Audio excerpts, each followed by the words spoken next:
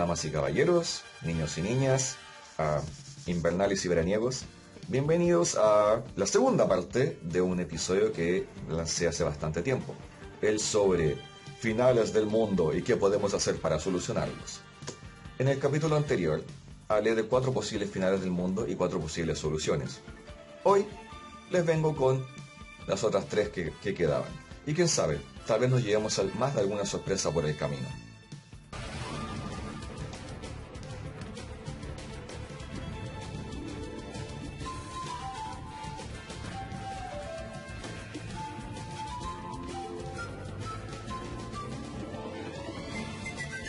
Número 3. ¡Zafiro! Hace poco más de 100 años, hacerse un simple corte o una simple herida podía significar la muerte, por infección y por enfermedades. Hasta que un día, por mera casualidad, Alexander Fleming descubrió la penicilina, la cual fue la base de todos los antibióticos que ocupamos hoy en día, y los cuales cambiaron completamente las reglas del juego. Ya no solamente podíamos sobrevivir a las enfermedades, sino que podíamos erradicarlas completamente y olvidarnos de bacterias, hongos, protozoos, etc. ¿Pero qué pasó? Pasó que nos confiamos, nos dormimos en los laureles, empezamos a ocupar antibióticos no como último recurso, sino para cosas cada vez más niñas, como el simple resfriado. Peor aún, le empezamos a dar antibióticos a nuestro ganado, a todos los animales que ocupamos como carne, y esos antibióticos llegaban a nosotros a través de la misma carne que comíamos. ¿Qué pasó? Que las bacterias, ni tontas ni perezosas, siguieron evolucionando y comenzaron a volverse cada vez más resistentes, no a uno, sino a varios o incluso a todos los antibióticos que les íbamos tirando. Hoy en día, en el siglo XXI, ya podemos hablar de superbacterias, super resistentes, que son capaces de sobrevivir a todo lo que les lanzamos e incluso sobrevivir en cosas como el alcohol gel o el alcohol para manos. Será solamente cuestión de tiempo antes de que surja una o varias super hiperbacterias, las cuales serán completamente indetenibles, y el episodio que vimos hace poco que nos encerró en nuestras casas va a ser poco comparado con la nueva generación de enfermedades que nos van a hacer retroceder a esa época en la que un simple corte nos podía matar. ¿Sería esa la extinción de la raza humana? Tal vez no, porque tal vez haya una solución en el lugar más inesperado de todos. Esto, que parece una nave espacial sacado de un videojuego de ciencia ficción, es un bacteriófago. No es otra cosa más que un virus que se dedica a cazar y destruir bacterias. En este momento, alrededor tuyo, hay toda una batalla interestelar entre cientos o miles de especies de bacterias y cientos o miles de especies de bacteriófagos. ¿Qué pasaría si nosotros, en nuestra astucia, ocupáramos a los bacteriófagos como medicamento? ¿Te imaginas ser inyectado por un virus para salvarte de una infección bacteriana? Esto es una posibilidad que se llevaba barajando desde ya la Guerra Fría, pero como nos concentramos tanto en sacar nuevos antibióticos, todas las investigaciones que habían sobre bacteriófagos quedaron empolvándose en algún cajón. Sin embargo, hoy en día se están desempolvando y se han estado haciendo experimentos con bacteriófagos en seres humanos, bastante exitosos, fíjense. Lo bueno de esto es que mientras los antibióticos son como una bomba nuclear que destruye no solamente las bacterias, sino que todo alrededor, y por eso te hacen sentir tan mal, los bacteriófagos son más como misiles teledirigidos. Son específicos. Cada especie de bacteriófago ataca a una especie de bacteria en particular, ignorando no solamente a otras bacterias, sino que también a nuestras células en el proceso, haciendo a la cura de la enfermedad una cosa limpia, sin daño colateral. Ahora tú me preguntarás, ¿y es posible que las bacterias también se adapten a los bacteriófagos y terminen haciéndose unas super hiper recontra bacterias? Por supuesto que sí. Tal como ocurre en la naturaleza, la relación entre depredador y presa siempre es una carrera armamentística, en la cual cada vez que uno evoluciona, el otro evoluciona para ponerse a la par, y así desde el inicio de los tiempos. Sin embargo, aquí es donde parte lo interesante, puesto que esta hipotética bacteria, para poder hacerse resistente a su depredador, el bacteriófago, en el camino tendría que abandonar la resistencia que ganó a nuestros antibióticos. Por lo tanto, si nosotros jugamos bien nuestras cartas, podríamos terminar atrapando las pobres bacterias en una especie de loop, en el que cada vez que parece que va a ganarle una cosa, lo atacamos con la otra, y así nos metemos en un círculo vicioso de la cual jamás podría escapar. ¿Qué significa esto? Significa que no necesariamente tendríamos que estar constantemente desarrollando nuevos antibióticos o nuevos bacteriófagos para destruir la misma bacteria, sino que con lo que ya tenemos o con lo que podamos desarrollar en el corto plazo, podríamos ya volver a tener la ventaja a largo plazo en esta terrible guerra contra las enfermedades. Número 2. ¡Zafiro! En el video anterior, toqué grandes problemas como la sobrepoblación, la falta de espacio, la falta de recursos. Y uno de los puntos más importantes, tomando en cuenta todo lo anterior visto, será la falta de alimentos. Hoy en día ya tenemos muchos problemas con eso. No solo porque falte comida, sino que porque mucha de la comida que producimos nunca llega a la boca de nadie. De hecho, se estima que 1/3 de la comida que se produce a nivel mundial siempre se pierde, porque sobra, se bota, no se compra, o simplemente como no cumple con los estándares de calidad que se supone que tiene que tener, termina en el basurero antes de terminar en la casa de nadie. Si a esto le agregamos problemas como falta de terreno, falta de agua, o todos los problemas derivados del calentamiento global, será cada vez más difícil alimentar a todo el mundo. Y, bueno, podríamos terminar en un mundo como el de Soylent Green, peleándonos por las pocas reservas que queden y sin tener donde cultivar.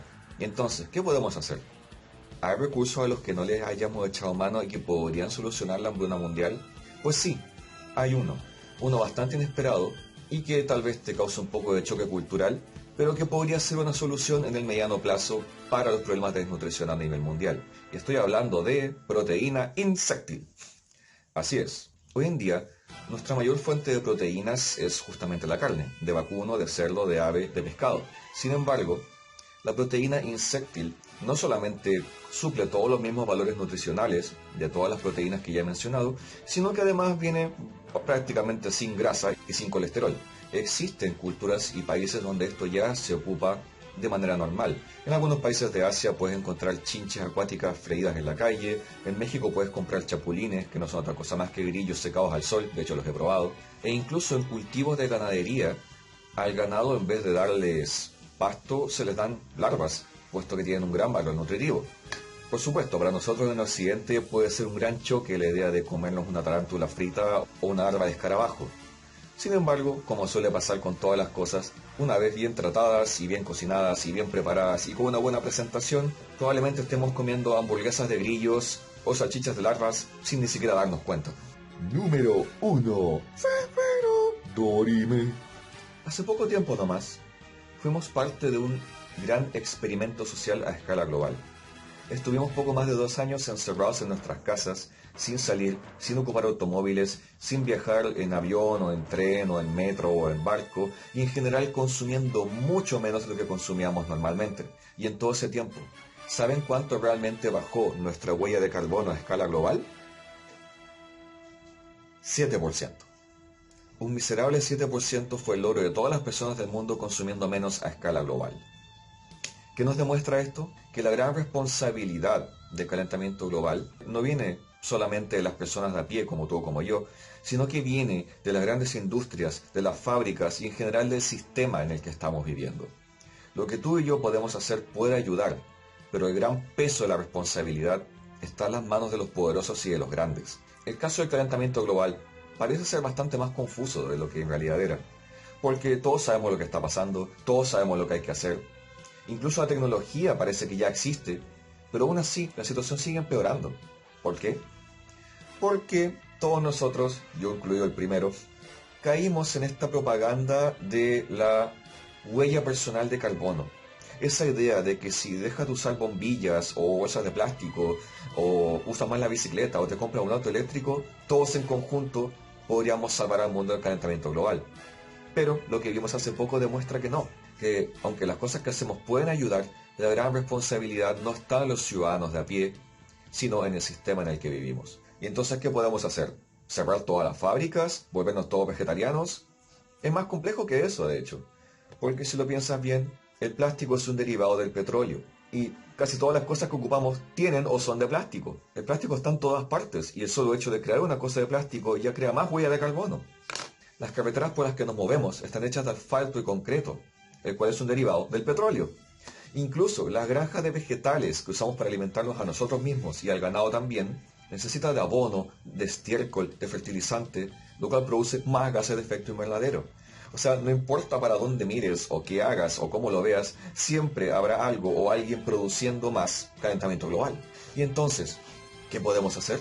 Aquí ya es donde la cosa empieza por fin a ponerse un poco más optimista. Hace 30 años, un empresario, pequeño, mediano o grande, que quisiera volverse más ecológico, tenía que prácticamente tomar la decisión entre volverse ecológico o ganar dinero, puesto que las tecnologías que existían para este tipo de cosas eran caras, poco conocidas y no tan prácticas a la hora de aplicarse. Sin embargo, hoy en día esa situación está cambiando. Esas mismas tecnologías que antes parecían caras y complicadas, ahora están más al alcance de la mano, son más eficientes y sobre todo son más baratas.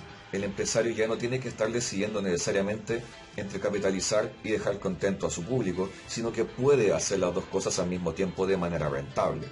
Entonces, ¿cuál es nuestro papel en todo esto? Somos nosotros los que como consumidores y como ciudadanos tenemos que demostrarle a los que están ahí arriba que el hecho de tener una agenda más verde no solamente lo va a ayudar a quedar bien con su público, sino que es algo que puede costarle la carrera. Somos nosotros los que como consumidores tenemos que exigir productos más verdes y como ciudadanos tenemos que votar por aquellos políticos que tengan el calentamiento global como un punto en su agenda y que estén dispuestos a invertir dinero, esfuerzo, tiempo e investigación en ocupar las mejores alternativas. Tal vez como simples ciudadanos de a pie no podamos hacer demasiado, pero como ciudadanos que votan, sí podemos hacer un cambio. Lamentablemente ya no tenemos demasiado tiempo para probar cosas o andar investigando cosas y viendo si funcionan. No, tenemos que aplicar las soluciones ya, porque esto ya está pasando, ya está frente a nuestra cara. Pero si logramos hacer suficiente presión, entonces tal vez sí podamos hacer algún cambio antes de que sea demasiado tarde. No olviden enviarme sus preguntas sobre temas de contingencia, de actualidad, de futuro, de pasado y del fin del universo a todas las redes sociales que van a aparecer por aquí. Los veo la próxima semana. Y si no los vuelvo a ver porque me enfermé la garganta y ya no puedo hablar más, yo les digo, buenos días, buenas tardes y buenas noches. Gracias por ver.